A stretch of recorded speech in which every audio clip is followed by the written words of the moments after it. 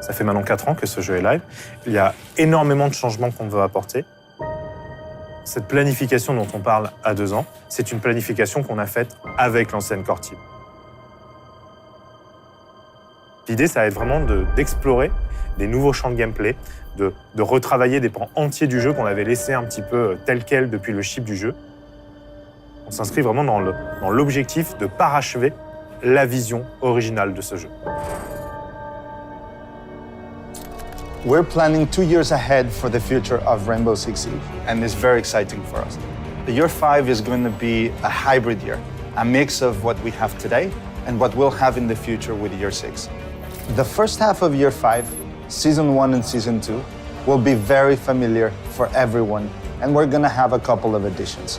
2 operators per season, map reworks, and in-game event are going to be the core of what we're going to be delivering.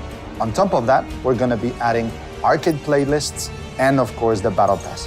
Now, for Season 3 and Season 4, things will start getting closer to our ambitions for the future. We'll keep map reworks, in-game events, and Battle Pass, and yes, this will be the time we switch to delivering 1 operator per season instead of 2, which in turn will be counterbalanced with new core gameplay content, plus we'll be delivering more narrative behind our new operators to our players. For year 6, the goal is going to be threefold. Number 1, Battle Pass and new operator will kick off the season along with our regular seasonal updates. Number 2, by this time, we have established our core gameplay-centric philosophy. Features and operator reworks will drop throughout the season, rather than right at the beginning, giving us the flexibility to deliver this content when it's ready and keep some surprises for the players. And number 3, finally, arcade playlists will become more frequent throughout the season.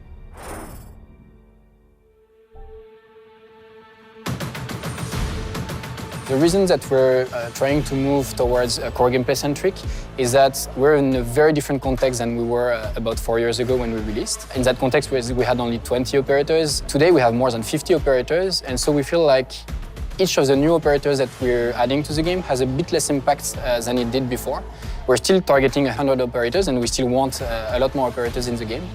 But we feel like we need to readjust a bit where we're putting our priorities and invest a bit more time and energy in things that have an impact on each of the rounds that you're playing while playing the game. We have a few first examples.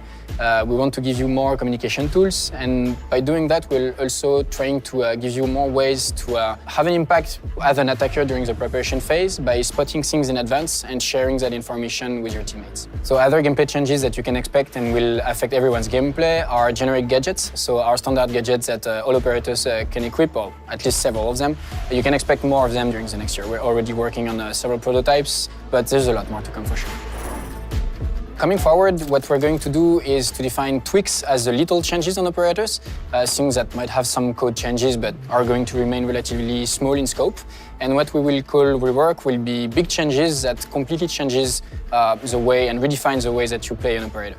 In year 5, you can expect a complete overhaul and rework of Tashanka.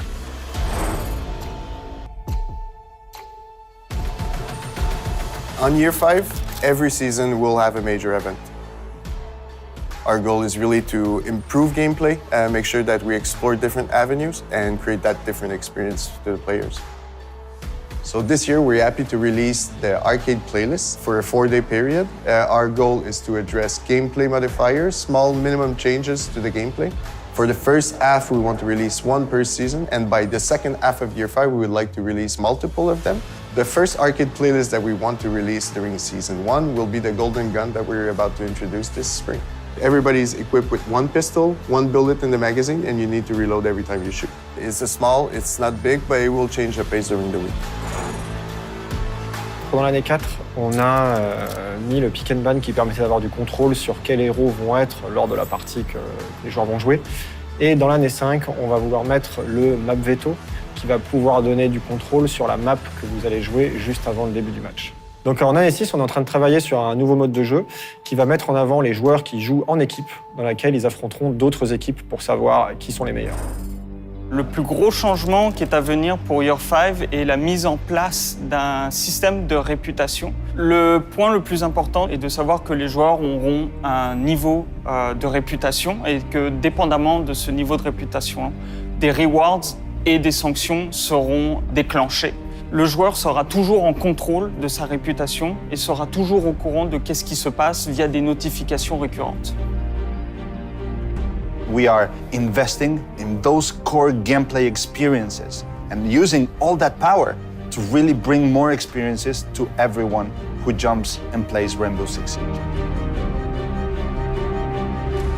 And also it means that we're able to plan in advance for much deeper changes, things that require a lot more testing, a lot more preparation, things that are more complex. So it allows us actually to have a lot more freedom in what we're preparing for the future of Rainbow Six. C'est un jeu qui va continuer à se déployer, qui va continuer à évoluer et qui va essayer de tendre vers son plein potentiel et sa pleine maturité. Il s'agit vraiment d'investir plus pour tout le monde.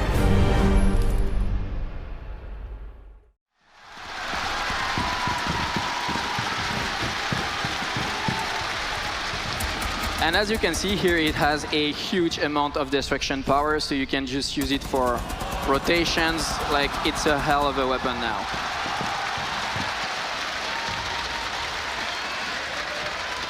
And then he's also getting a gadget? Yeah, he's also getting an ability, which is an incendiary grenade launcher. Whew.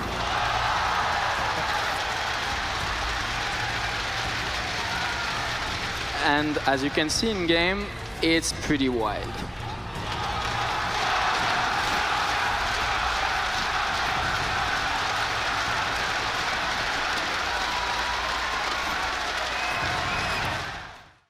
I'm talking about match replay.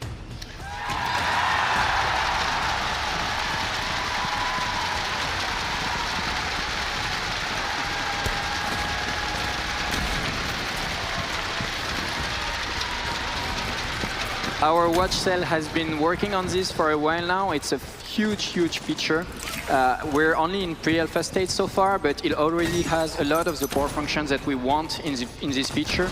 You're gonna be able to record your matches, get back into them, watch it from any point of view, from any player, or even from the top views that you're used to see when you watch Pro League.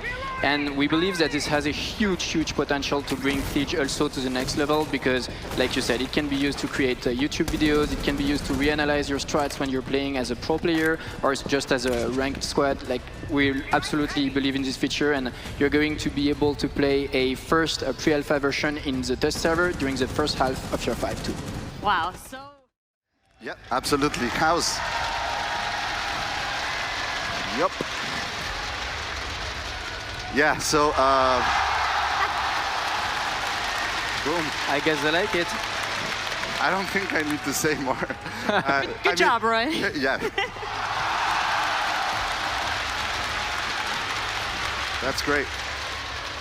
The reality of House is that it's a casual rework. Basically, what? Okay.